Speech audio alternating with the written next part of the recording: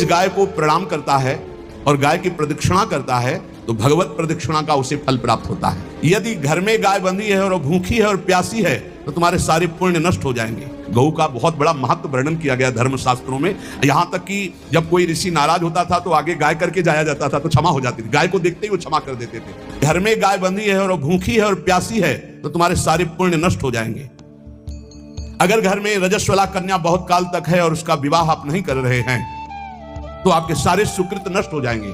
यदि घर में ठाकुर जी विराजमान है, कर का पहनाया हुआ माला सुबह तुमने देख लिया तो तुम्हारे सारे पुण्य नष्ट हो जाएंगे, क्योंकि शयन कराते समय तुमने उतारा नहीं, अर्थात तुम सेवा में प्रमाद करते हो। कृतम जैसे सुबह श्रृंगार किया तो रात्रि के शयन के समय वो हटा लेने चाहिए माले। जब हम शयन कराते हैं तो भले पुष्प शैया पे शयन कराएं पर माला नहीं धारण कराएं। श्रृंगार का माला अगर दूसरे दिन दर्शन किए क्यों पहने ठाकुर जी तो तुम्हारे सुकृत नष्ट हो जाएंगे। गाय बंदी हो घर में, वो प्यासी है और भूखी है, तुम्हारे सुकृत नष्ट हो जाएंगे। त्रिषिता गौर गृह बद्धा, क्योंकि तुम्हारे पास है, सेवा करना चाहिए। यो वै गाम प्रतिसिद्धेन तो चरंतिम च स्वत्रणम नरहा तस्य पूर्वे च पितरा कंपन्ते पतनोन्मुखा। यदि गाय हरी हरी घास चर रही कहीं और तुमने डंडा ऊपर प्रहार किया, लाठी मारी तो तुम्हारे पितर खोपड़ी के बल नरक जाने के लिए तैयार हो गए। ये लिखा है। भारत से कहीं किसी की तुलना हो सकती है जहां गौ को माता की पदवी दी गई, जहां गौ को हम आराध्य देव के रूप में मानते हैं, आराधना करते हैं।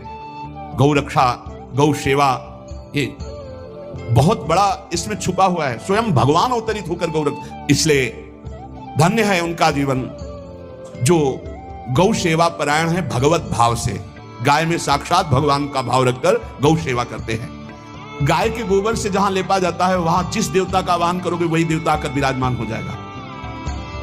अपवित्र भूमि में भी यदि गाय के गोबर का लेप कर दिया जाए तो परम पवित्र मानी जाती है। गाय बहुत पवित्र, जहां वो बैठती है, जहां वो मूत्र त्याग करती, गोबर त्याग करती, वो स्थान तीर्थ तुल्य पवित्र माना जाता है।